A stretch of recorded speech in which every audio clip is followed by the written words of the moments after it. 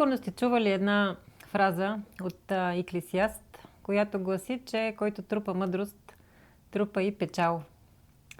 В тази фраза аз намирам така едно от големите предизвикателства на живота, защото човек колкото повече живее, колкото повече се стреми към осъзнатост, толкова повече разбира колко сложен може да бъде света и живота, колко непредвидимост има, как живота е изтъкан от светло и от тъмно.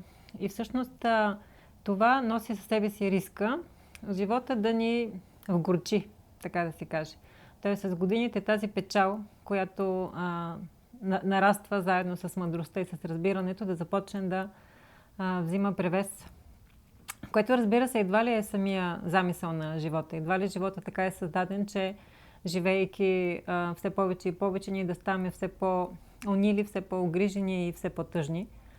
А по-скоро означава, че имайки това разбиране за живота, неговата полярност, начините по които жестокостта или несправедливостта или лъжата са също част от начина по който е устроен този свят, ние да си спомняме редовно и постоянно какво е да сме наивни, какво е да сме любопитни, какво е да сме безгрижни.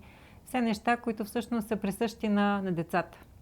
Тоест въпросът е как да стане така, че хем да напредваме в живота, хем да трупаме мъдрост, хем обаче дори да трупаме печал, ние да трупаме и достатъчно поводи за радост и за наивност и за невинност, се превръща в една от задачите на хората, които са живели достатъчно, за да го докарат до там, че мъдростта и тъгата да вървят ръка за ръка.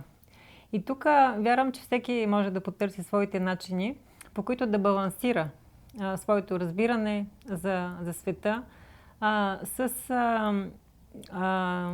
тези детски качества, които обаче винаги ги разпознаваме като живец. Не случайно толкова често възрастните хора се радват на това да има деца около тях и неща, които така изнервят техните родители, като глъчка, смях, караници, са неща, на които техните баби и дядовци се радват, защото реално те им напомнят точно това, какво е да си по-детски свободен, какво е да си по-детски безгрижен, какво е да си удивляваш на малките неща.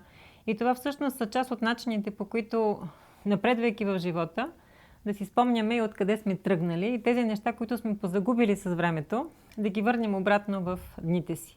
Което, разбира се, означава малки неща. Да станем с удивлението, че днеска е един нов ден, да видим първия сняг, наистина като първи, като чудо, да наблюдаваме как една пъпка се превръща в цвят, да правим неща, които са извън плановете ни, да кривнем наляво, въпреки че пътя ни върви надясно, да се задаваме въпроси, особено за нещата, които вярваме, че са ни много ясни, да се опитваме да си представим какъв би бил живота ни, ако гледаме на една ситуация по обратния начин, а не по начина, по който сме свикнали.